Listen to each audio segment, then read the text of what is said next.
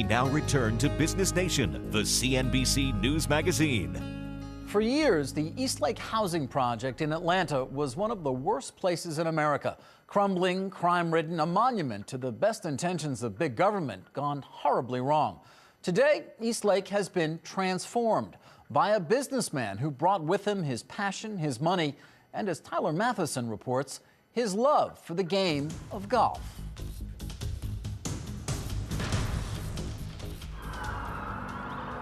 Robbery, prostitution, killing. Poverty, the shootings, the drug abuse.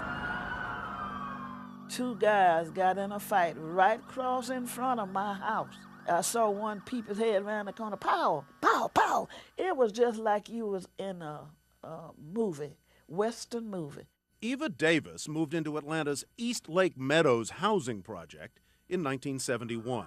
It wasn't long before murder and mayhem became a way of life. He ran right by my car and blood was just shooting out of his body. That guy shot him and he fell dead right before my face. The 650-unit housing project was never great, but when drugs took over and gangs claimed turf, it went from bad to horrible in a hurry. Then, in the early 90s, seemingly from out of nowhere, came an unlikely philanthropist named Tom Cousins, a developer from the other side of town, worth more than $300 million. Cousins and his wife Ann decided their family had to dive in. He created the Eastlake Foundation and began to woo housing project residents like Eva Davis, the famously strong-willed head of the Residents Association. I was kind of nervous.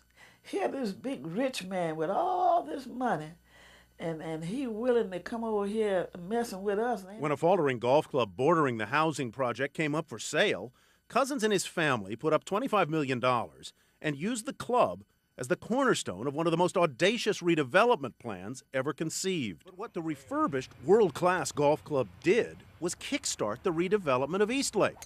It brought public attention, commerce, jobs.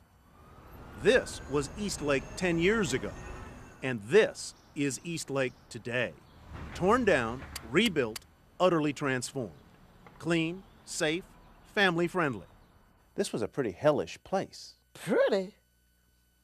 And now? It's heaven. There's a brand new YMCA.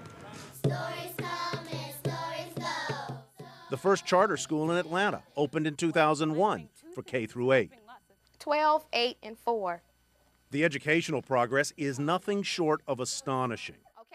In 1995, just 5% of neighborhood fifth graders met state math standards. Today, it's 78% at the Drew Charter School.